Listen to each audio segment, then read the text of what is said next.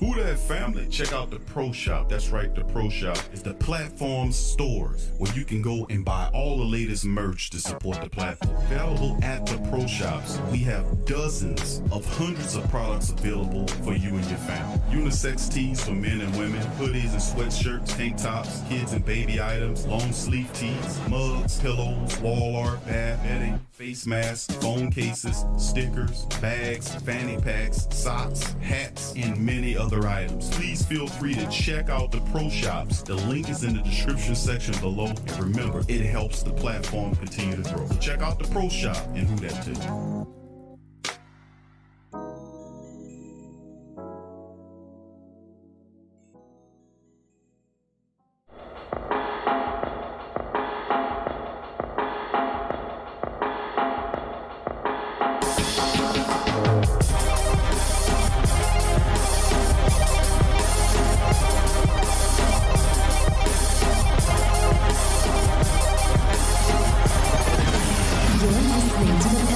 Postgame Report on the PPR Media Network for all things Pelicans.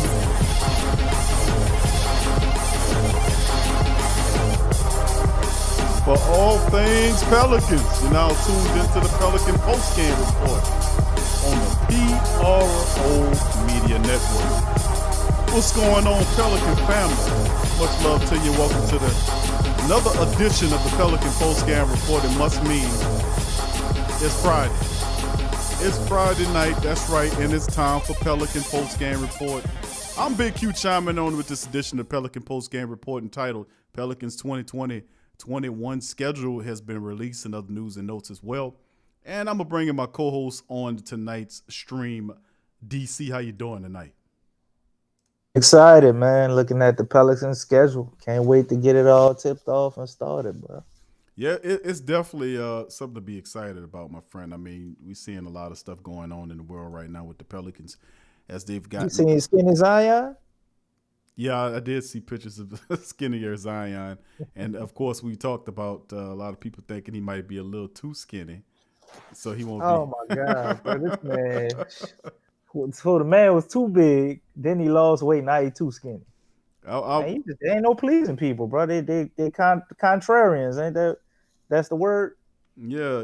This is the thing too. We know Zion was working on shedding some weight, but we also need to see pictures of Jackson Hayes to see what he looks like.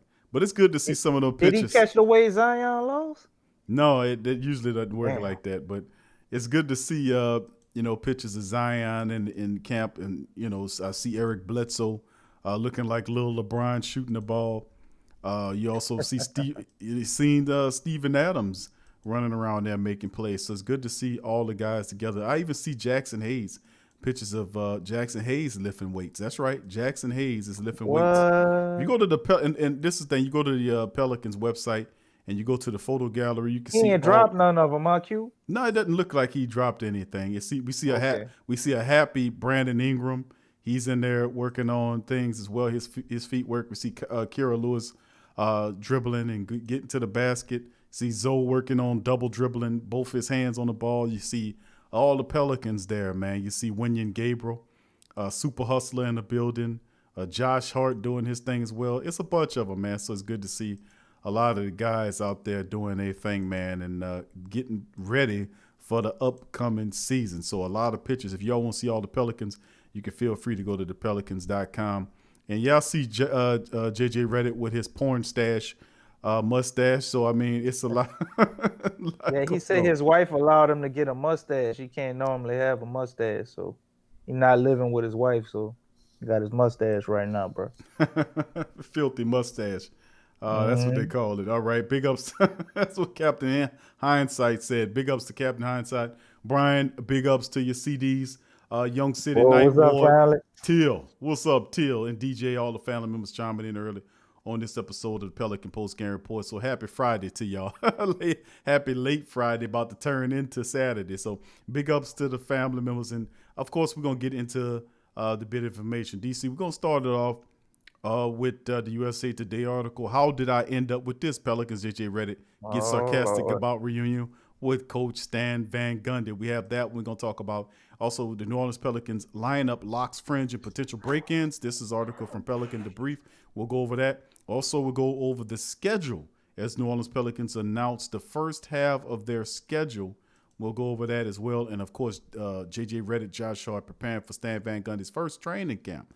We'll cover those articles in a day, plus questions and comments from the family members as well in the chat before we get out of here. So big ups to the rest of the family members as we get ready to start with the show. So much love. And please hit the like button. All right, DC, we're going to, I guess we can fire up with the 2021 schedule. We're going to start with it first. Pelicans released the first half of it. Pelicans appear to have a national television, as far as appear on national television 19 times, DC. That's they're expecting big things from the young Pelicans, man. Starting off the first half of the season, 12-23, you're looking at the Toronto squad as the Pelicans. Man, we playing Toronto again to open the season, man. It's crazy. 12-23, then, of course, Christmas, a couple of days later is the Heat. The 27th of December is San Antonio. And then, of course, then there's Phoenix and Oklahoma City. And then they start in January of 2021, Toronto, Indiana, Oklahoma City, and Charlotte, as well as Dallas, Los Angeles Clippers, and Lakers on the 15th of January. 17th, Sacramento, back-to-back outings against Utah on the 19th and the 21st. Then, of course, you have Minnesota, then San Antonio, Washington, Milwaukee, and then Houston. That closes out the month of January. Then February opens up the month with Sacramento, followed by Phoenix, Indiana, Memphis, Houston, Chicago, Dallas, Memphis again, Portland, Phoenix, Boston, Detroit, and Milwaukee. San Antonio completes the February, and then March. And then you get Utah, Chicago, and Miami. And that's pretty much the first half of the season as it started. 19, live television matchups, DC. Pelicans will be featured on national television 19 times during the first half of the season, starting with the Christmas Day game in Miami. In addition to the Christmas Day game, ESPN is scheduled to broadcast New Orleans matchups versus Charlotte, the Clippers, the Lakers, Milwaukee, Phoenix, and at Dallas. And then TNT is scheduled 6 Pelicans games beginning December the 29th at Phoenix, followed by contests at Utah, Houston, Memphis, Milwaukee, Miami, and then NBA TV picks it up and airs 5 Pelicans games with matchups against Toronto on January the 2nd, followed by games at Dallas, Utah, the San Antonio, and Utah again on March the 1st. ABC gets into it with 1 Pelican game when the team hosts the Boston Celtics in a Sunday matinee on February the 21st. Now, 8 of the New Orleans' 20 home games during the first half of the season fall on either a Friday, which are 3 of them, a Saturday, which is 3, or Sunday or 2. All home games are scheduled to tip off at 7 p.m. Central Standard Time, with the exception of 2 nationally televised games at 8:30 p.m. as a part of the national doubleheader, February the 3rd versus Phoenix and March the 4th versus Miami. 3 contests at 6 p.m., which is December the 27th, San Antonio, Houston, and Memphis, and 4 contests at 6:30, which is Toronto, Charlotte, Milwaukee, and Houston. 1 Sunday matinee game at 2:30 versus Boston on February 21st. The Pelicans' longest homestand is 6 home games between January the 25th and February the 3rd, when New Orleans will play host to San Antonio, Washington, Milwaukee, Houston, Sacramento, and Phoenix, while the team's longest road trip is a 7-game move, which is, it's a 7-game situation. Now, they got a 12-day excursion from January the 11th to the 23rd with stops in Dallas, Los Angeles to face both the Clippers and Lakers, Sacramento, and 2 games in Utah and Minnesota. Now, the Pelicans will also face Western Conference opponents 3 times, with Pacific Division opponents coming to New Orleans twice, Northwest Division opponents coming to New Orleans once, and for the Southwest Division opponents, the Pelicans will play Dallas, Memphis twice on the road and once at home, and will host Houston and San Antonio twice at Smoothie King Center, while visiting the Rockets and Spurs once. All Eastern Conference opponents will be played twice in traditional setting, at once at home and once on the road. Now, second half of the 2021 regular season will be released at a later date, but that's enough to chew on for right now. DC, what do you think about the Pels? First half of the season, the 2021 season, is interesting, isn't it?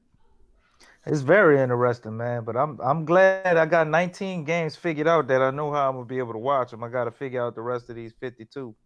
So, very, very interesting. Well, 53, miscounting. But I'm wondering why we keep opening the season against Toronto. I thought that was a little crazy, but man, they got some tough runs in the Q. We got Dallas, the Clippers, and the Lakers through back to back to back. That's wild, man. So it's gonna be very interesting to see. I mean, we're gonna get a real handle on what we got looks like in these beginning games, bro, because we play some tough teams.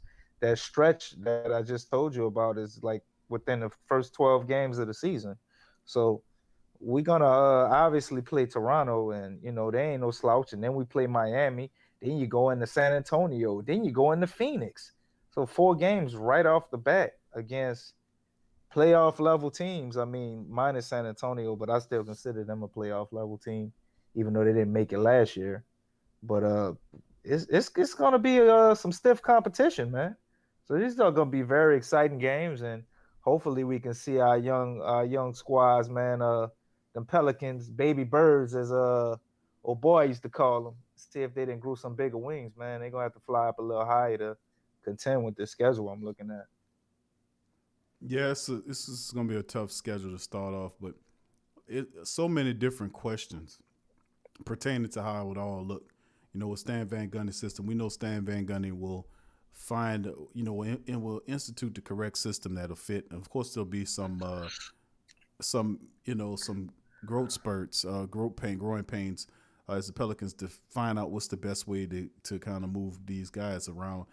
Zion Williamson and Bi, because that's the center portion of it. And of course, having a young player like Kara Lewis Jr., his speed and versatility, Josh Hart, and all these other guys, how do they all fit in the mesh? Only time will tell. But let's get into the article now dealing with JJ Redick. How did I end up with this? Pelicans JJ Redick gets sarcastic about reunion with Stan the Man Van Gundy. Now, New Orleans Pelicans veteran guard JJ Redick showed off his sarcasm skills on Friday as he discussed his reunion with Stan Van Gundy. Redick, entering his 5th NBA season, played for Van Gundy on the Orlando Magic for 5 seasons early in his career. The coach, known for his fiery style and grueling drills, was hired by the Pelicans to replace Gentry. And asked by reporters what type of defensive team the young Pelicans team can expect to be this season, Redick replied, quote, "I think we'll be one of the better defensive teams in the league for the simple fact that we'll have great discipline. We'll have great rules. We'll drill the blank out of everything." Redick then turned more sarcastic. And he says, "You could tell I'm super excited about it, Can't wait for training camp, Like, seriously, how did I end up with this blanking in year 15? I got to do this blank all over again with Stan, all man." Los Angeles Lakers forward LeBron James found Redick's comments funny, retweeting the interview and writing, I heard about his training camps." So, that's a little information right there about JJ Redick, the old vet, have to work it hard like a rookie, and Stan Van Gundy's camps. But that's how you get better on defense, man. You got to run hard in the drills. And JJ Redick, once again, his sarcasm sticks out. He need to be running then, don't he?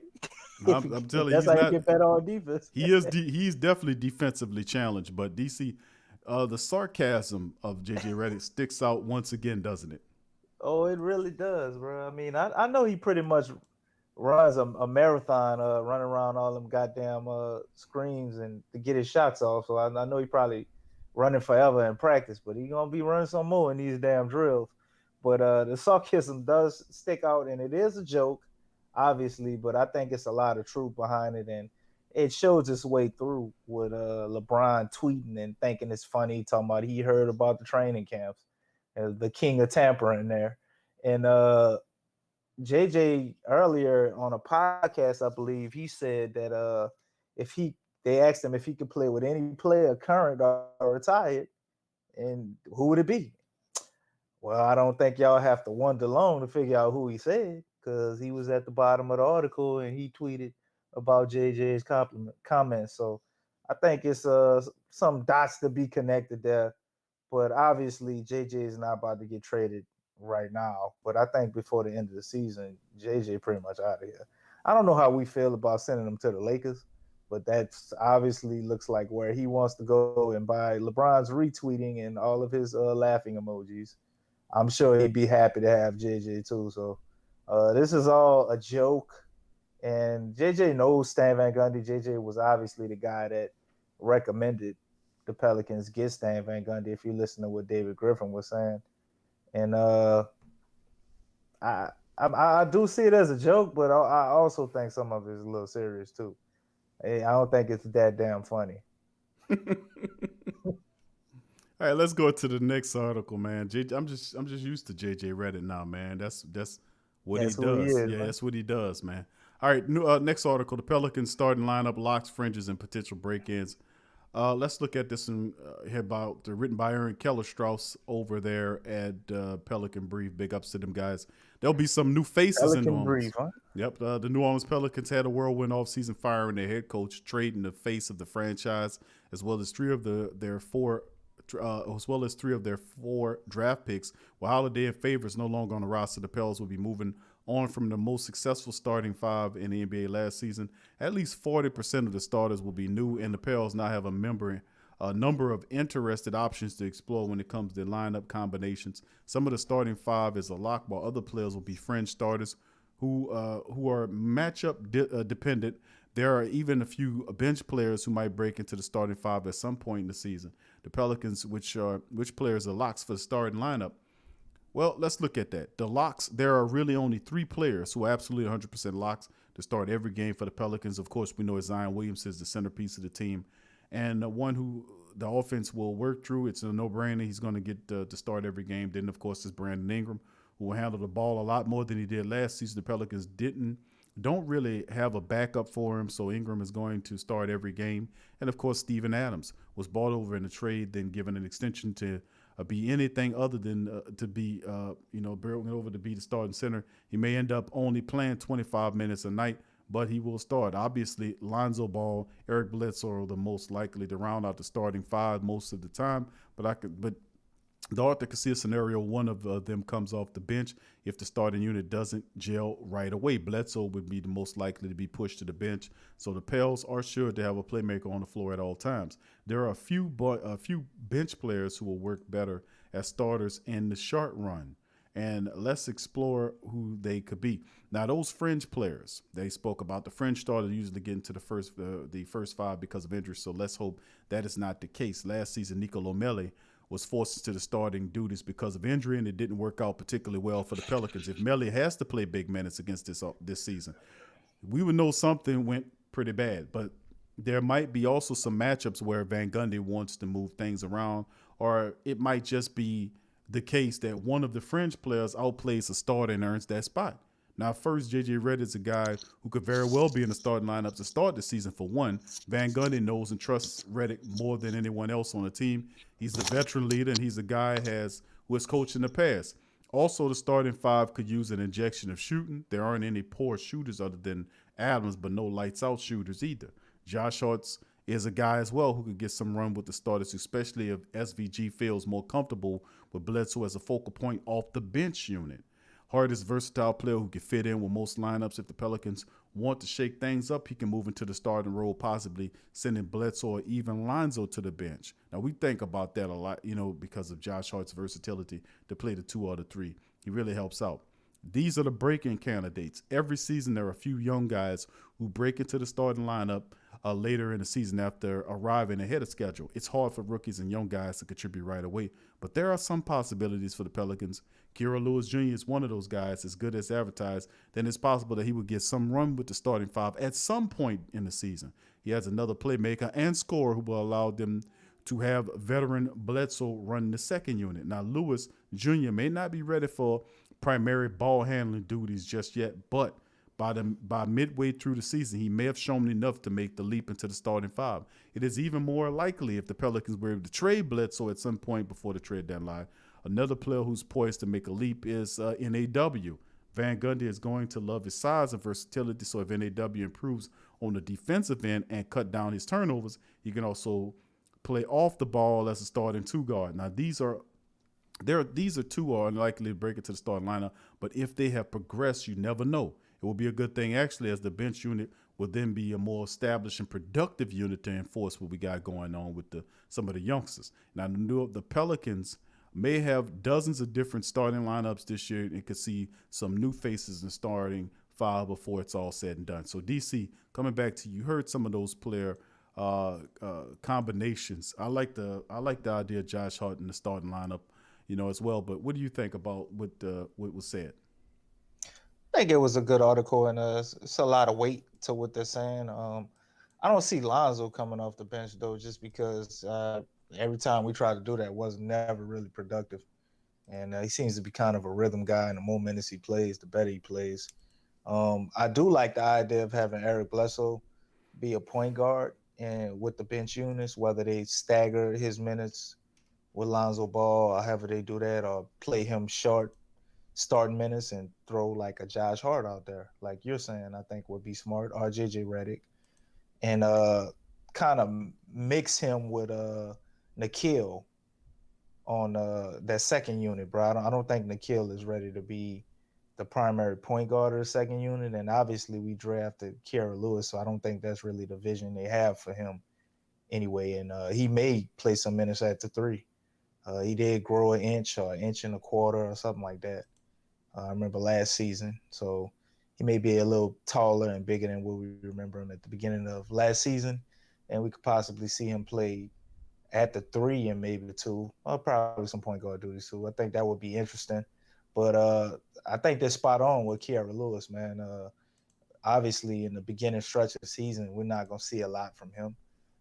Young guy, he's a rookie in a very weird season with a short, very condensed training camp. So he's not going to pick everything up.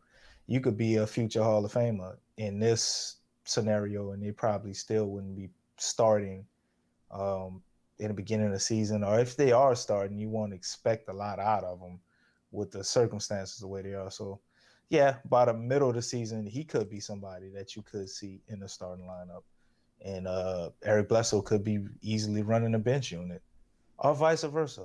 We really don't know. It's fun to think about, though, right? Yeah, it is definitely fun to kind of analyze and go over because, man, they can do a series of different things. To be honest with you, man, going in many different directions here because, man, what can I tell you? They're so versatile, man. So versatile. I think so we're one pieces. of the most versatile teams in the league. Yeah, I'm in the league. In the league season like that, the NBA season like that. Obviously, they have so many national television appearances for this team. They're expecting a lot of high-powering, really good basketball from the Pelicans. You sure? Because that ain't what none of the analysts saying.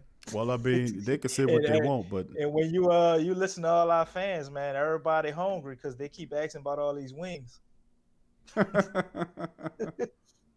Well, the only thing I can tell them is be a little patient, man. We're gonna see what goes on moving forward into this thing because, like I said, it's a lot of versatility, a lot of moving parts and pieces, and we just begin the season here and see what it looks like, man. So Stan Van Gundy has to figure it out. Missing from this article, other than you said your man Josh Hart, which I think he's in the picture, but what about Nigel Marshall, man, our two-way guy? I think that guy really has a lot of potential, Big Q, and that could possibly be the wing that everybody keep calling for, as well as a versatile defender that could guard 1 through possibly 4, and also Wenyen Gabriel. Is my sleeper. I think he's going to be a guy that we all get real used to, and we're going to see him be one of them fringe guys, possibly stealing some minutes from Melly. Yeah, that's a good call on Wenyen Gabriel because there is no other player that's like Wenyen that's going to back up the power forward position. Q. Right. I'm probably exaggerating him guarding the 1, but you get my point. No, I get what you're saying, but he can guard the 5, 4, and the 3. I mean, he's athletic. He's tough as nails. He dives on the floor. He has a lot of tenacity. I mean, and he's still getting better as a player.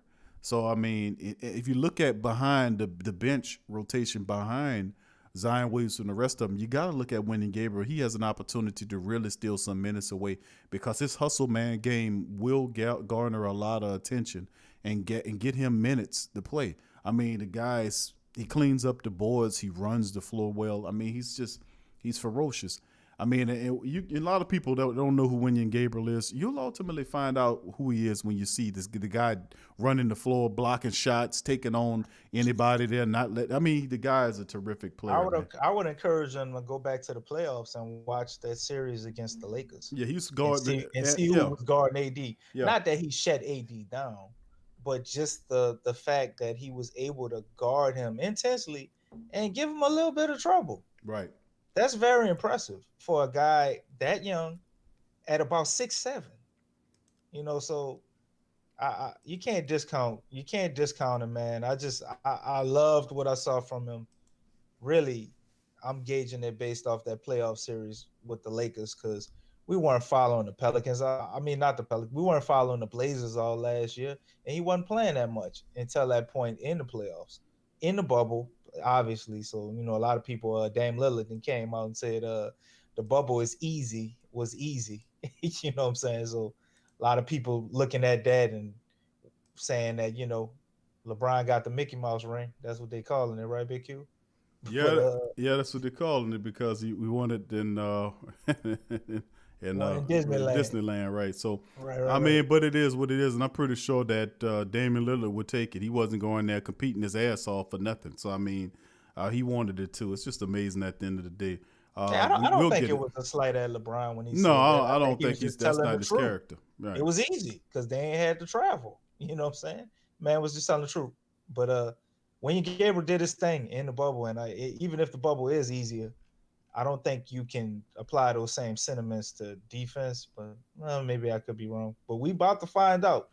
And I got him as my sleeper, man, along with Nigel Marshall, man. I think potentially just like Kira Lewis, around the middle of the season, we might see this guy make an appearance. Somebody's gonna get COVID at some point, or somebody gonna get hurt, and you're gonna have to bring somebody up to the active roster. And I think he could possibly be that first guy. I don't think Will Nagy this year will beat him out, but we'll see. It's interesting. The Najee Marshall pick is interesting because when you talk about wings, he has that size. He has the size and the ability to play that position. A lot of people not talk about Najee Marshall because he's a two-way player that a lot of people don't know if he'll actually make the active roster. But if you watch, he's a two-way player, Q. I mean, once you're two-way, ain't you already pretty much solidified? Yeah, to a degree. But I'm saying he has to be able to pick it up and gain the confidence of the coaching staff to be able to have that. So that'll be problematic for him. But listen, the thing I like about Najee Marshall is the fact that he has the size. He's about 6'7", has a good wingspan. The guy has all-around game, and he has the right mentality that fits into what Stan Van Gundy likes his players to have. I mean, he's ferocious on the defensive end. He's also an attack dog on the offensive end. And he, like I said, he has the correct size. So the guy could play. I think he averaged DC, about 16, 17 points a game last year from Xavier. Yeah, I think it was somewhere around there. So he's absolutely. He was their primary scoring option, I believe. Right. So, I mean, he's terrific, man. But we'll see if he stands out here, man. So I think Stan sees a poor man's Rashard Lewis in him, bro. A little bit of Rashard Lewis. That's saying a lot because Rashard Lewis, when he was with Seattle early on, he was quite the player. All right, let's go to the next article there. But keep an eye out on Najee Marshall, man. That's worth saying. All right, next article coming from the Lonzo Wire there, DC. Lonzo believes that he is a triple-double threat every night, prime for a breakout season. And, of course, this wouldn't have nothing to do with his contract is coming down, right? After watching teammate and friend Brandon Ingram break out last season with the Pelicans, culminating with the Most Improved Player award and a max contract this offseason, Lonzo Ball enters his fourth season in a similar situation with similar goals. A third season that, by his own admission, it was inconsistent and saw some of Ball's highs in his career, but finished with one of the worst stretches of the performance in the biggest games of his career inside the bubble. After a healthy offseason for the first time in his professional career, remember that's more noteworthy, Ball returned to New Orleans ready to break out last season.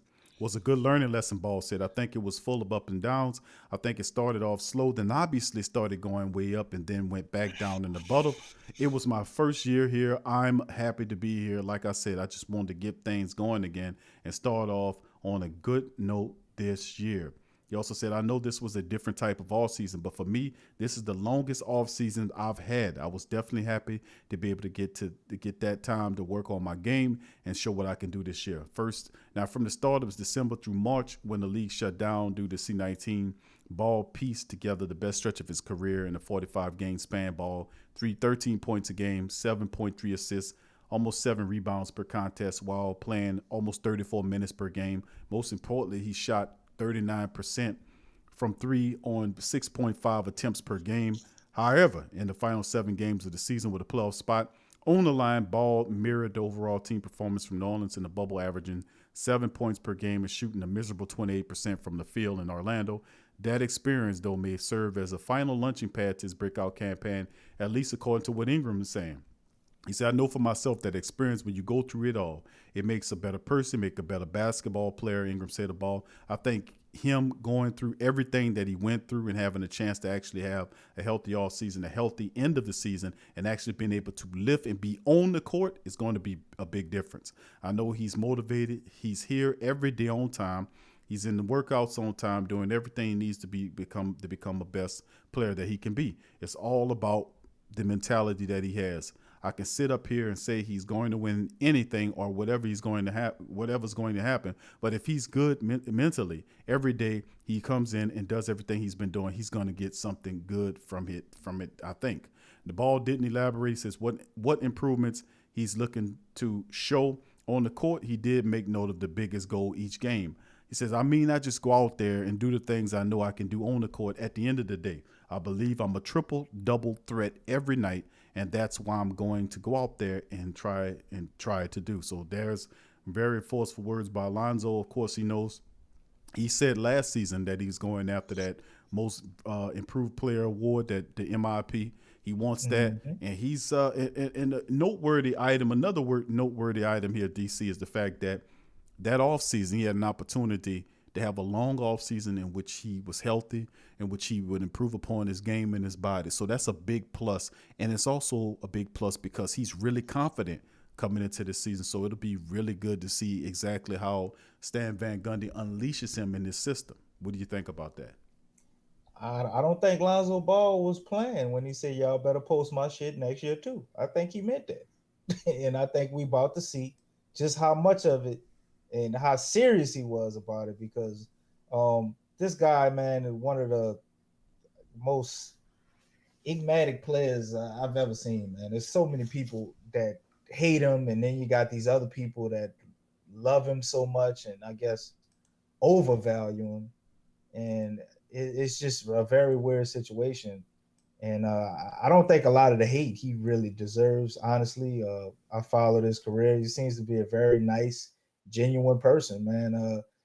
A great facilitator, has the capability to be possibly a floor general if he could get his mentality together.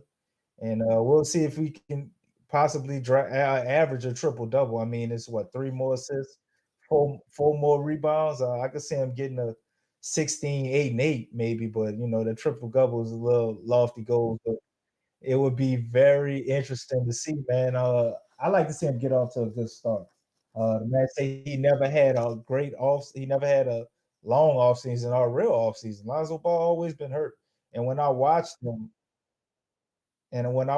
I think a combination of him not being able to hit free throws and scared to get injured probably may have been what we've been seeing when he attacks the paint. So we'll see what it all looks like this year, man. He put some practice videos out there of what he's been doing. We've been working out with Trey Young. He's with Clutch Sports, got a lot of their people over there he working with. So I think it's going to be some facets to his game that have been added, and hopefully they can fix or remedy these pick and roll problems he have and these problems attacking the basket. But the first thing I want to see that'll get me more excited than anything is when Lonzo get fouled and he go to the free throw and hit both of them. When he go to the free throw line, hit both of them damn free throws. If he do that and he go to have a game where he hit 4 out of 5 free throws, hey man, look, he might be on his way, man. He might be on his way to that triple-double. What you think, Big Q? Yeah, I have to tend to disagree with you. I'm just messing with you, DC. You don't think he could get a triple double? I don't think anybody can. I don't think nobody can get a triple double. The some bitch don't exist. I know about triple doubles. I don't know about triple doubles. What you know about triple doubles? If you get a triple double in the NBA, you really doing some stuff. Let me tell you something. But anyway, I'm just messing with you, DC. Big ups to DC, man. You know, we just mess around. We got personality at the Pelican Post Game Report. Big ups to the family members joining the live stream, man. Big ups to you. Thank you for chiming in.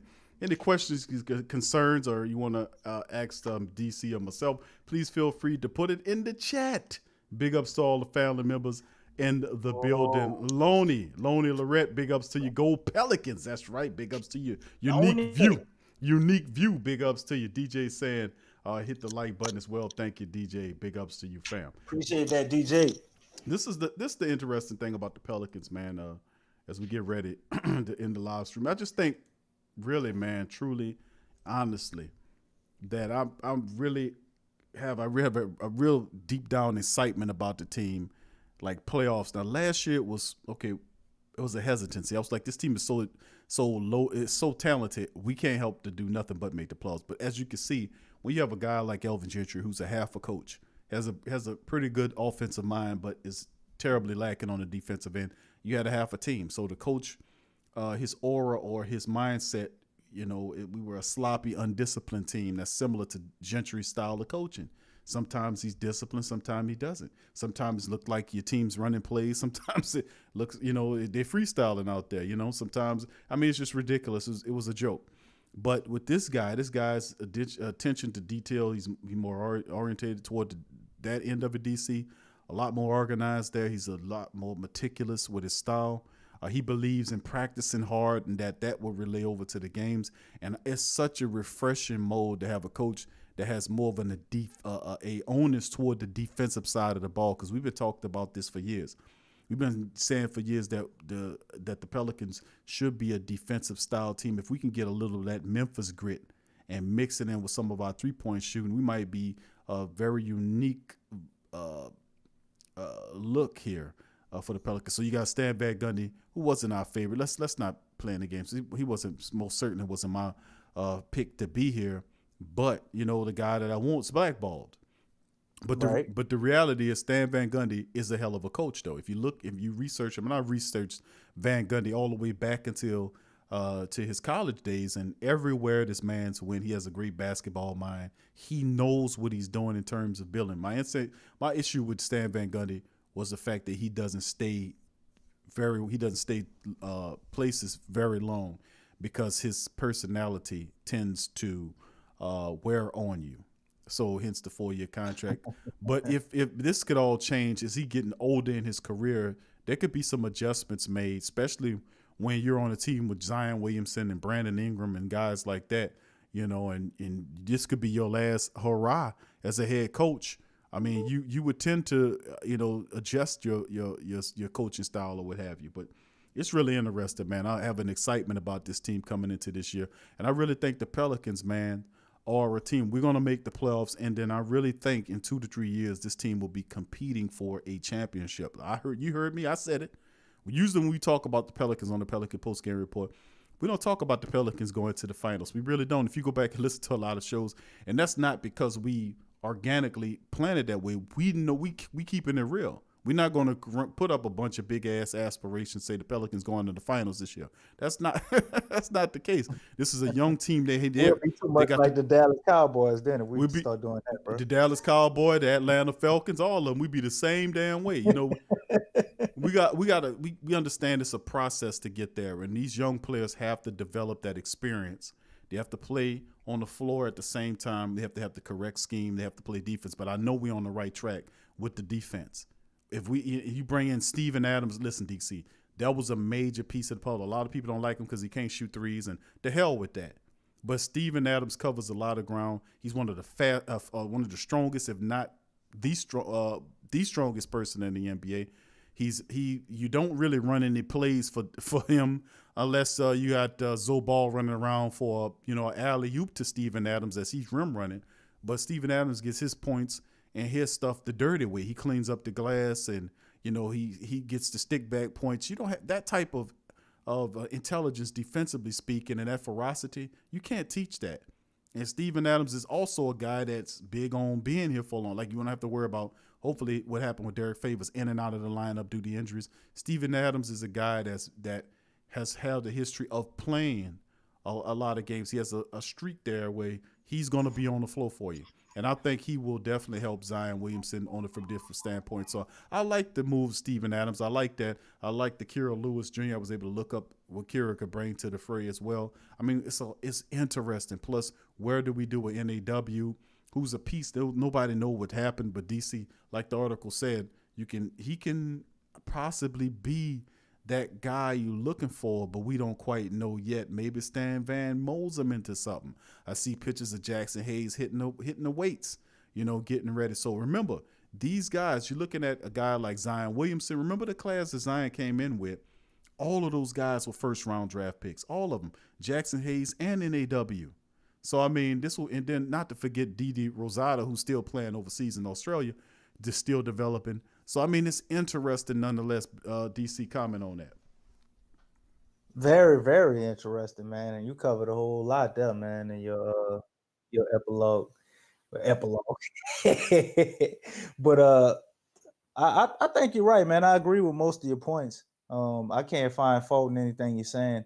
But what I like to add is Stan Van Gundy, man. As much, I remember when we first found out he was hired, we weren't all excited, but we weren't super disappointed. The more I sit back and think about it, we have a really extremely young team. We have the COVID situation, right?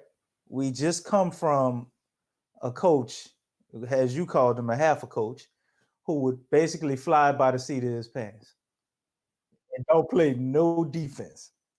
And now we're going to a coach that's going to have plans down to everything, probably to when the team's going to go to the damn bathroom on their road trip. They do meticulous.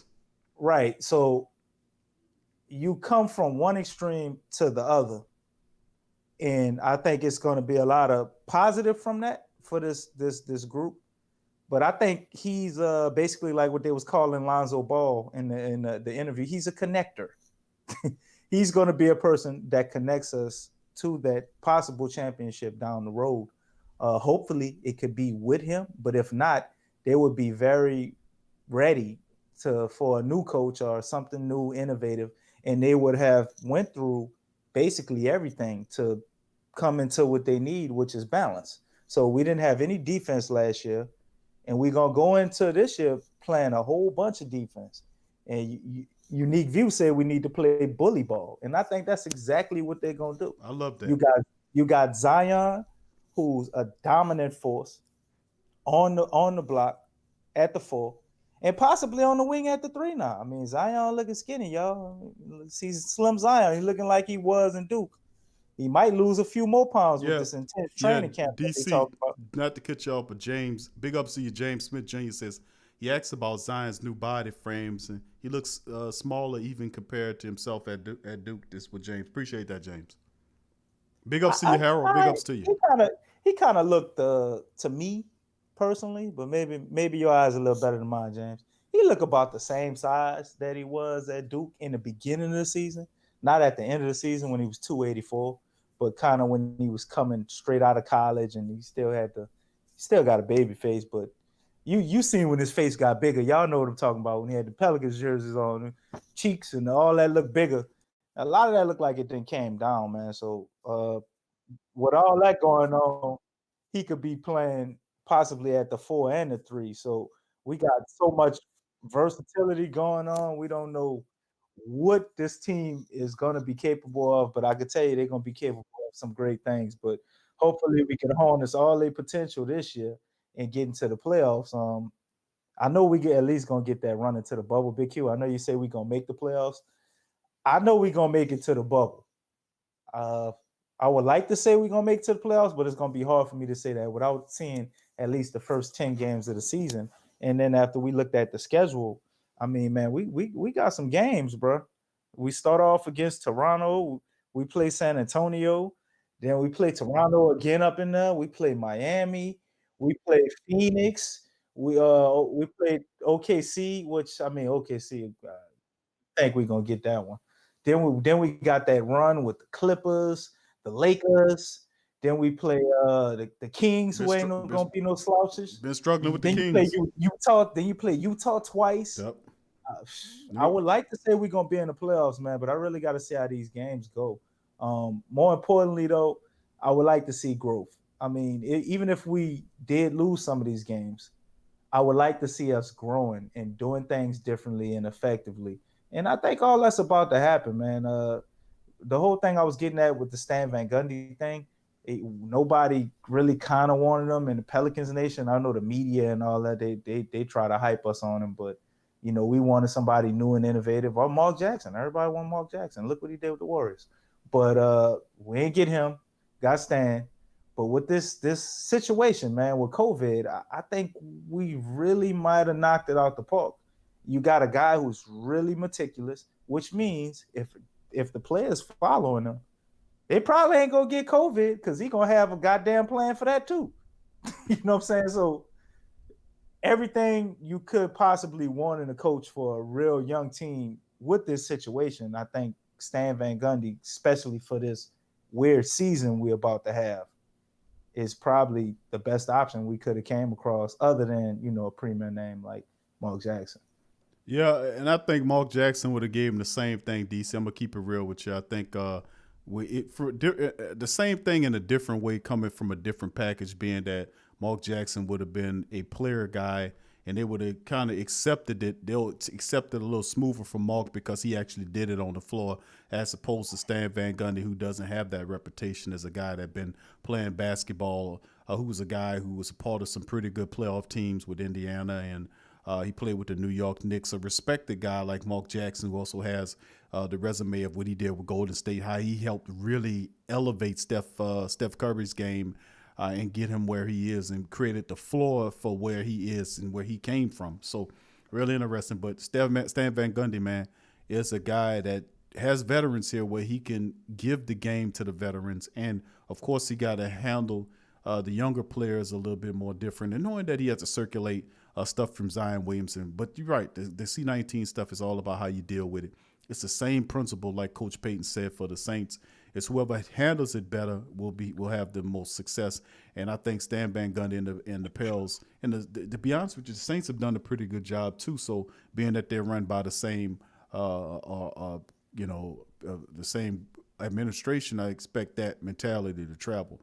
But listen, the Pelicans making all these moves. They brought in Stan Van Gundy. They retooled that administrators around VP David Griffin and all these other guys. These are winners. You got Swim Cash and all these people. I mean, they are winners. Stan Van Gundy's staff is a pretty good damn staff as well. So they have a very good, respected team here, and nothing less than the playoffs will be accepted from the family base. And I agree with you, Denard. Big ups to Denard Reed. He says, we're going to the playoffs. I believe in the Pelicans. I think so, too. We were supposed to be there last year, family. We failed because of the coach. And I'm going to be honest with you. He didn't inspire the team to win. But that's in the past. I'm going to let that go for now. But the reality is we have a guy that's not going to – he's going to inspire the team. He's going to – and then the cool part about it is we got guys that's here that's looking to make moves. Lonzo Ball's looking to step his game up and reach the level where you've seen a guy like Brandon Ingram did. So, I mean, there's incentives from guys like Zoe the ball out. Even if we keep him or we don't keep him, there's incentive for him to give the Pelicans the best. And you never know. Moving into the season, I expect the Pelicans not to be a flop, but to be a respected team that'll be in there competing. Right. Even if we beating teams by 1 or 2 points, to learn how to listen. If you're playing hardcore defense and you rebounding and you're shot blocking against teams, and the Pelicans end up, listen, family, I'm going to just say it. The Pelicans are going to be a top 5 defensive team in this league. And when that happens, you're going to see a lot of the offense off of the back of the defense. I'm just keeping it real with you.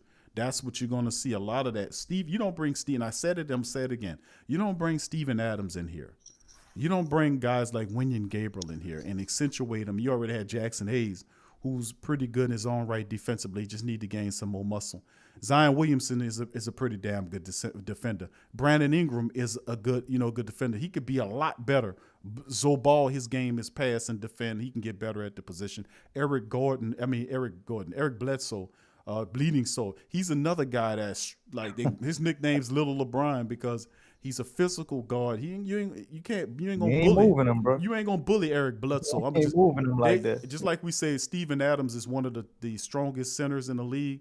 Go research Eric Bledsoe. Eric Bledsoe is considered one of the strongest point guards in the game, period. You're not going to move and push these guys around. They're tough as nails. So defense comes naturally to this Pelican club. Offensive, it'll ride off the back. But if you could teach them to play defense first, and then we can bring the offense in, because they offensively are already gifted and talented as well.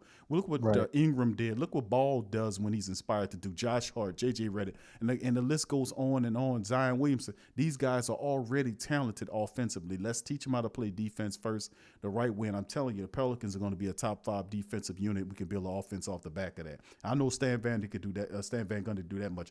Big ups to you, Harold Hunt. Much love for you for chiming in. Appreciate the love, family. He says, I love this show, man. Keep doing what y'all doing. Homie, thank you. Appreciate you. No doubt. Harold, appreciate you, bro. Much love. And thank you all the family members for your love as well. DC, back to you. I want to give you the floor to comment on what I just said. Man, I'll be looking for something to disagree with you with sometimes, bro. But man, you own it. You own it with this one, man. Top 5 defense. I think that's very possible, and I don't think a lot of people are thinking about what that's gonna do with our offense, man. You got Lonzo Ball, to me, who's probably one of the best transition players for creating in a transition. And then you got all this stuff about Steven Adams being somebody who's going to clog the paint and limit space. Man, I don't think people watch this dude, man. This dude set screens. He do all the dirty work. If they got a skirmish there, he going to be there to protect his players. He going to rebound on the offensive and defensive glass. He's going to catch alleys and have people fearing him that way. And he's a smart basketball player. He's going to move on the floor where he needs to be. We didn't have any spacing issues with Derek Favors. Did we? No. Steven Adams is an upgrade over Derek Favors all the way around the board, offensively and defensively and health-wise, which was the major knock we had on Derek Favors. And then you got Lonzo Ball hitting threes, bleeding soul. Cute call, man, bleeding soul. Bledsoe is not as bad at shooting threes as people think. Like, I mean, the dude did shoot 34%. I understand he had some troubles in the playoffs and all of that, but he shot 34%. Drew Holiday shot literally 1% higher. And I don't think he was taking like a whole bunch less 3-pointers than Drew. So I don't. What you say, Big Q? I said, say it again from the back so the people can hear you about the Eric Bledsoe versus Drew Holiday. I said Drew Bledsoe. Drew, that's crazy. You got Drew ain't back yet, bro. Right, you got Drew Holiday and you got Eric Bledsoe, and I'm thinking Drew Bledsoe. God, that's crazy. But anyway, Drew Holiday versus Eric Bledsoe. That's the comparison a lot of people are making. That's a comparison, but from a shooter's perspective, it's not as bad as people are thinking. Like, okay, Drew Holiday is a better player than Eric Bledsoe, but it's not like it's by leaps and bounds and he's like 3 tiers in front of the guy. Eric Bledsoe is not a slouch. He's not. If anything, I would say Eric Bledsoe is probably better at finishing at the rim than Drew Holiday. Nobody says that. Drew Holiday obviously is a better shooter spotting up. Yeah. But shooting off the dribble, I think Eric Bledsoe is just as good. When he's in a rhythm, he got it going, shooting off the dribble, he'll wet your eyes out. And I don't think people really realize that, man. Man, he was big for Milwaukee last year. I mean, before they got knocked out that last round. But he was really big for them over the last couple of years playing in the playoffs and during the season. Bledsoe was a key component to what was going on in Milwaukee, no doubt about it. People act like he wasn't the reason that they was getting 60 wins, like he wasn't a part of that. They wasn't getting 60 wins before when they didn't have him. I don't know if y'all remember that. Milwaukee was good without him, yeah, but they weren't this 60-win dominant team that they were without Eric Bledsoe. He was a part of them being the number 1 defense. The dude didn't make second team all defense for nothing. That wasn't an accident. Yeah, we all in Pelican Nation feel Drew Holiday should have been there, but in other people's defense outside of Pelicans Nation, how are we gonna put Drew Holiday on the defensive team when we was ranked 29th defensively? How that work? We know Drew was doing this thing, but Milwaukee was the number one team, and Eric Bledsoe was doing this thing, man. He got great hands. He gonna get steals. He gonna do a lot of the stuff that Drew did. Like, we're not gonna miss that much depth. And then you got Brandon Ingram, who gonna wet your eyes out 40%, and Lonzo Ball wetting you out 40%. JJ Redick is shooting 45% off the bench. Walker gonna shoot about 34, 35%. Kiara Lewis probably gonna shoot about the same. Josh Hart shoots about the same. Like, I don't know where all this stuff coming from us not having this spacing, but people gonna see. But that top 5 defensive status, man, that definitely should be something that we aiming for, and I think that's very reachable. And if we supersede that and go higher than that top 5 defensive ranking, now you're talking about playoffs and possibly being a spoiler. If we somehow can be number 2 or 3 at defense, man, I'd be really excited about the Pelicans. And that's also going to tell me that Zion finally did what he was supposed to do. He lost the weight. And a lot of people talking about, oh, Zion, he don't play no defense. It's just like, I guess they never watched him at Duke. I guess they never watched rookie players before. It's not like they don't have a learning curve on defense. I ain't never remember a rookie player being defensive player of the year. That ain't by accident. So Zion losing the weight, being fully healthy, and him buying into the defense and being a help defender, man, or being an on-ball defender on the wing. I don't think people realize how good this guy is all around his whole game. He's more than just somebody you dump the ball into the post and get some buckets with. The dude could ball. He could play D. He can handle the ball. He can facilitate. We got a lot of stuff going on here, man. We just got to see if Stan Van Gundy know how to cook, and that's what we about to find out. But every team he went to, Big Q, like you said, they've been winners. He averages, I think it was 10 plus wins or something at every stop he's been at from the old regime. He adds 10 wins to that a season. So we won 30-something games last year. So we could be looking at 40 this year. And that definitely going to put you in the playoffs if it's a 72-game season. Yeah, I got to look. The way I see it is, and I'm going to keep it real with you, I think the defense, the top 5 rating for the defense is something that is definitely realistic. I mean, seriously. You got to have the ingredients to be able to pull off something like that. And let's just be honest, man. I think they have every bit of what they need to do that. And it starts with coaching. It does.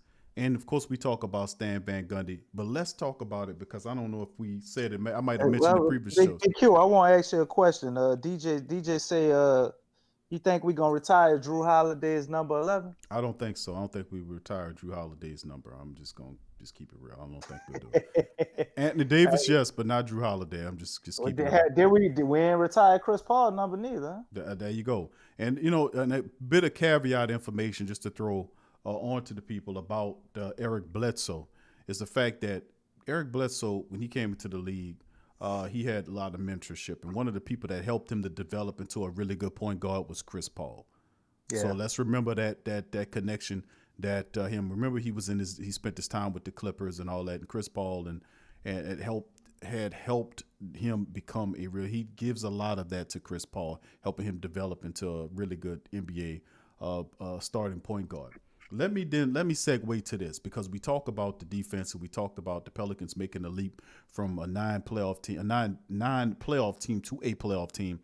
And I really do think that the Pelicans can be a top 5 of unit. Steven Adams makes that realistic. Zion Williamson's and is their infection, is their excitement about the defensive side of the court. This is the interesting thing about the whole matrix. The Pelicans players are talented players offensively, like I said. Defensively, if we can get them to play above that board or on that level, man, there's nothing that we can't do. I mean, and like Stan said several times, he said that he wants to build the offense off of the defense. So defense first, then the offense comes. This team already can score the ball. If you look at the talent that they have, Ingram and Zion, I don't have to keep going over, but these guys are already talented offensively speaking. Defensively, it's a whole nother thing. If you're a top 5 unit defensively speaking in the NBA, you're going to beat a lot of half-ass teams. You will. If we were more disciplined, a top 5 unit, we beat Utah. We don't go in there and then lose these haphazardly ridiculous, stupid-ass games to Utah where we barely lose by 3 to 4 or 5 points. We win those contests because we're disciplined. Defense and not turning the ball over. Those are the 2 key things we focus on as being a better team. Do you not understand how many wins that adds to your category when you can beat teams that are not as disciplined as you from a defensive standpoint, and you're disciplined, you're respecting the ball, you're not giving it or turning it over. You're holding on to the ball. You're making the right moves. That's something that Stan Van Gundy will focus on. Let's go over the coaching staff, because I might have made mention of the coaching staff, but maybe not. We ain't go into the coaching staff. But the Pelicans coaching staff, man, listen, they have some people. All right. The guy that Stan Van Gundy reached out and went and got Bob Myers. So if you might not know who Bob Myers is, guy has over 35 years of NBA experience. He was most recently assistant on Sacramento's Kings staff in 2019, 2020. Prior to joining the Kings, he served as an assistant coach with OKC Thunder during the 2018, 2019 season. Wait, Big Q, you said the Kings in 35 games? You're not talking about Al Gentry? No, I'm talking about Bob Baer. Bob Baer. Okay, Baer. All right. And Bear spent 9 seasons on Van Gundy's coaching staff, including 4 seasons with Detroit from 2014 to 2018, had 5 seasons with Orlando in 2007 to 2012, where he helped Orlando reach the postseason 5 consecutive times, including the 2009 NBA Finals appearance. And I would like to say that this Pelican club is a little bit more talented than that team, and they had some really good pieces there. But look at what you have here. I mean, seriously. He's a really experienced NBA coach that knows about defense. Bob Bear's coaching acumen is defense. That's what he does. Let's move to the next one. Casey Hill enters the first season with the Pelicans after spending the past 2 seasons as an assistant coach with the Clippers. Prior to joining, he was working with Doc Rivers there, so he has that game in him. He'll spent the 2017-18 season as the head coach of the Clippers G League affiliate. So he has some, some sway in moving people around from a G League perspective, but that's still experience nonetheless. And, of course, he joined the Clippers after 4 seasons as the head coach of another G League team with the Santa Cruz. So the Santa Cruz Warriors. And he led the franchise to the first ever G League title. So he has some experience in doing that. So this is pretty good. And this guy here also has an acumen toward the offensive side of things. So these are interesting candidates at them. And then, of course, remember Fred Vincent. We don't have to say anything about Freddie V. He back for his 11th season as assistant in New Orleans prior to joining the Pelicans. Vincent was an assistant coach for the Clippers. In addition to his duties as an assistant, Vincent also served as director of player programs for the Clippers, where he's responsible for mentoring young players. This is what Freddie V does, man. He's a great person to react to the younger people. He's a bridge between the younger players and the older administration. He makes it work, and it was a terrific idea by bringing Freddie V back. He was one of the main reasons, him and JJ Redick, for kind of helping out several Pelicans players, including Lonzo Ball, develop their games, helped change Lonzo's ugly broken jump shot, into a really nice shot where he's shooting the 3 ball pretty good. So Freddie V's on the squad as well. Rex Walters is another guy that was an assistant coach. Understand Van Gundy that he has a familiarity with, so Stan Van went back and picked up. This dude also has head coaching experiences with the University of San Francisco and other things. He prior to that he was served as a assistant coach with Florida Atlantic, so he has a wealth of experience both collegiately and pro-wise. He was also a former player that was drafted 16 overall in the NBA draft by New Jersey, so he has some player experiences with Rex Walters there. And, of course, what about one of the greatest women basketball players of all time, Teresa Weatherspoon? You bring Spoon on the team, man. Come on. Teresa Weatherspoon returns for a second step. His second season, she was the 2-way player development coach, and now they're making an assistant coach. And we all know the accolades about Teresa and what she did with the Liberty development there, and in her accolades is the greatness that she did as a basketball player. All that, man, all into the college level. Teresa's a winner. She's on the staff. And then if they add a hustler supreme and Corey Brewer, remember him? Corey Brewer was Laker too. Had a connection with Lonzo and Ingram already, and Josh Hart. Isn't that something? So you bring Corey Brewer. He joins the Pelicans as a player development man with 13 years in the league. He's a player development coach. I think that was a really good idea to get him. And then there are others that they brought in. They got Bino Ugrit, who was a former player of himself, spent many years, all international game, played for all kind of teams through his career. Milwaukee, Sacramento, San Antonio, Orlando, New York, Memphis, Miami, Detroit. He won 2 championships with the Spurs in 05 and 07. He was overseas, and now he's a player development coach. And you can look at this dude as his connections internationally speaking. So not a bad bunch of people. And then there are other people that's a little bit below who also like Darnell Lazare and the rest of these people that have come on. So Stan the Man has built a pretty good assistant coaching staff to help with the development of the Pelicans. And like I said, this is a super talented team with a lot of pieces in place. You already have a bona fide superstar. You already have a top-notch all-star. You just paid him big dough. You got Zion locked in for. Now you got a cohesion here. You got two of your two young superstars tied in together for the next 4 years together. Man, listen. Now you got your coach here for 4 years. The window is 4 years. So let's make it happen. And Pelicans will make the playoffs. The first year, the second year, they'll improve upon it. The defense is the key, family, not just necessarily the offense. People are all built on the hopium of dealing with the shooting. It's not just about the shooting. It's about the defense. If he can turn them into a top 5 team and teach them to play defense at that level, and I know that they can because they got all the pieces, and then also stop the damn turnovers, man, listen, the Pelicans going to the playoffs, 40-plus wins. Listen, ain't no 40. I'm looking 45 wins for the Pelicans. Defense and keeping your turnovers down is key to beating a lot of undisciplined teams in the league. DC, go. Man, you're absolutely right, bro. If you can take them turnovers away from the team we had last year, we would have been in the playoffs. I mean, we turn the ball over 19, 18 times a game, something crazy like that. And you obviously mess up your transition defense by doing that. So your defensive ranking is going to go way down just on that right there. So with that wonderful coaching staff that we got, man, sitting back hearing you call them out, I knew we got all of these people, man, but just hearing it being said is like even more impressive of what we actually did. I think a lot of what we're doing too is going to fly under the radar. A lot of people are not going to be ready for the Pelicans. We're a young team. You got a lot of players that haven't really been around a lot. Sure, they seen what B.I. did. They seen Zion a little bit, but I don't think people are just going to be taking us serious like that because you got Steven Adams coming over here, Bledsoe. You don't know how they're going to look with that. And then you got Stan Van Gundy.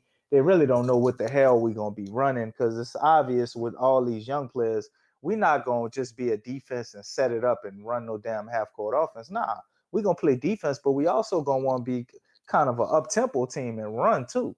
We're going to run. We got one of the best point guards to do that. We got probably one of the best power forwards to do that with in Zion. Brandon Ingram ain't no slouch either in getting down the court. Everybody can run. Steven Adams, I don't know him for being a hell of a sprinter, but he's pretty mobile for a big guy, man. He can get up and down that court too. So you got all that going on, and you got the teams here sitting in that top 8. You got Houston falling out. James Harden ain't showing up to workouts. That ain't good for them. I know they got John Wall and Boogie, but they both coming off Achilles tests. Ain't that crazy? Then you got the Warriors. We don't know what the hell they going to be. But I'm going to say, for the sake of it, just throw the Warriors in the playoff race. OKC is not going to be back in the playoffs. They not. The Lakers, the Clippers, you know they're going to be there. Denver probably is going to be there. Utah should be there, but I mean, Utah ain't due for a fuck up. Maybe. I don't know. Everybody's counting on Phoenix getting in there, but they're not guaranteed. We don't know what that's going to look like. Chris Paul is 35. But we got some hell of a competition to get there, man. Then you still got Sacramento. We talk about Alvin Gentry. He does a lot of things wrong, but they got him in the right position as the assistant. To me, he would be a good assistant. So I think their offense obviously will be better, and that's a team that we actually struggle with. So I wouldn't be real super excited with seeing them in the play-in tournament. But we did struggle with Sacramento under the tutelage of Alvin Gentry. So it might look a lot different with Stan Van Gundy. And I'm just thinking about how we would match up with people. Everybody's worrying about this wing depth we don't have and how we going to guard wings. Well, look, if Zion's going to play a little bit at the 3, Zion is a hell of a defender. Brandon Ingram can play at the 2. You can put Wenyen Gabriel in at the 4 and Steven Adams and have a really super tall ass lineup if you want to do that. Super athletic too. And Super ferocious. And ferocious. And that's just one of the lineups. There's several other things you can do. You could put Nikhil in there as a backup small forward. A lot of people don't realize Nikhil is about 6'6". So they talking about Lonzo's gonna be a forward. Why? Why Lonzo got to play the 3 when you just put Nikhil right there? If you want a 6'6" guard right there that can play some defense too, and he's a young guy, and he's gonna be coming off the bench, a ton of energy, sitting there waiting, looking for something to do. So that's just another aspect. What if you just put Wenyen Gabriel at the 3, put Zion at the 4, and have him guard a wing? Wenyen Gabriel is 6'7", very athletic guy, great defender. I'm pretty sure he can guard wings. So a lot of the things that we had problems with as we go down the list and you really start realistically looking at it, they're going to be cleaned up and fixed. My main thing, what I kept saying last season was, man, every time we had these horrible ass games with free throw shooting, like, man, that's a mark on coaching, Q. That is bad coaching when your whole team is bad at free throw shooting. Look, if you come out and with intensity and effort this next game, we lose, but y'all shot 85%, 84% from the free throw line, and we lost by a couple of points. Coach can't be mad. Like, and you can't be mad at the coach. He did his job. The fouls were down. Just different things that impact coaching. I mean, you know some of the stats you can look at, but when you can't hit your damn free throws, you know, you got turnovers all over the place. With transition defense toe up. And you're losing by 10, 15 points. Like, that ain't a mark on coaching when it keep on happening.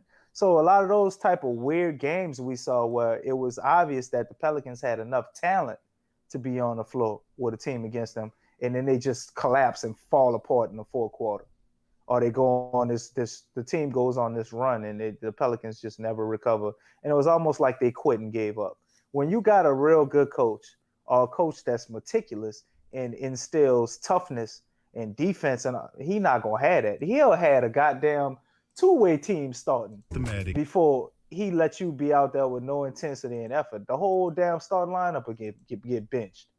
What you think Greg Popovich would do in a situation like that, where we saw Alvin Gentry go through a lot of times, even though we did see him just randomly throw a lot of lineups out there and try to see what the hell would happen.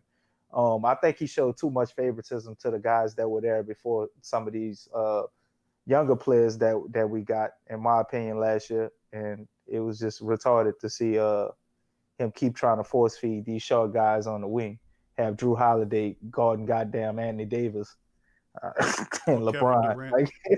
And Kevin Durant. And Kevin Durant went out of his way to actually compliment Drew, you know, on the job that he did on him. But, I mean, Kevin Durant's a difficult one. Ain't nobody stopping him, but still, it just looked crazy to see Drew guarding Kevin Durant, man. Man don't stand a chance in hell. And even, shit, can't he even reach Kevin Durant's eyes, let alone the ball? But a lot of that foolishness is gone, man.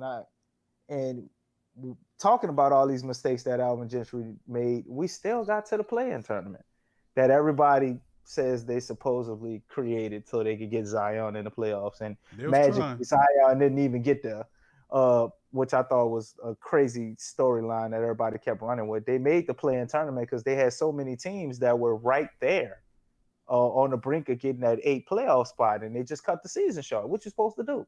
Just give it to Memphis when all the other teams were like right there and you were supposed to play? What was it, Q? It was like 20, 30 something games that we had left.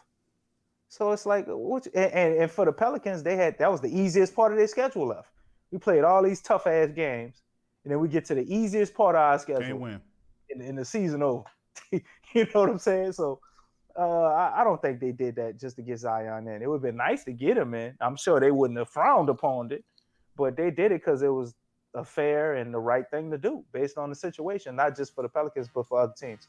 But with all that going on, man, the Pelicans still won 30 games last year. And we improved the team, improved the coach. And we can't do nothing but improve the record too. Yep, well, that says a lot, and we're getting close to the end of the show. We have reached it. I'd like to thank all of the family, the Pelican family, for joining us in this installment of the Pelican Post-Game Report. Another Friday, another Pelican Post-Game Report is in the books. I'd like to thank you guys. Please hit the like button. If you're not a subscriber, please subscribe, and please feel free to share the Pelican Post-Game Report in your social feed with your other Pelican family members. Well, I'd like to thank y'all for joining us. Y'all have a great weekend. I'm Big Q, DC. We out. Peace.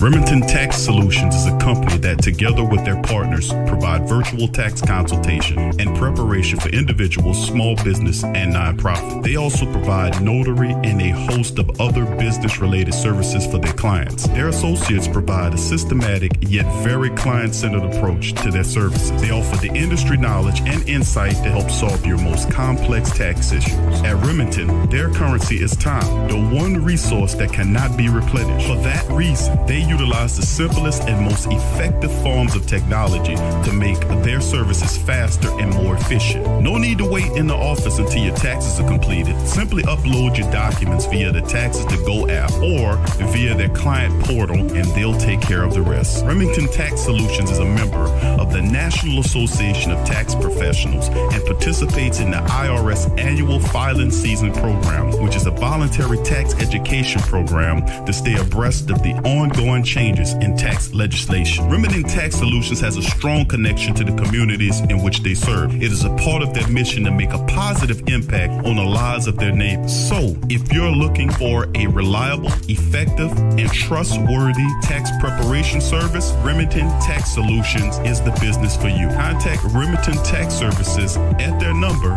682-307-4410 or simply go to remingtontax.com. That's remingtontax.com.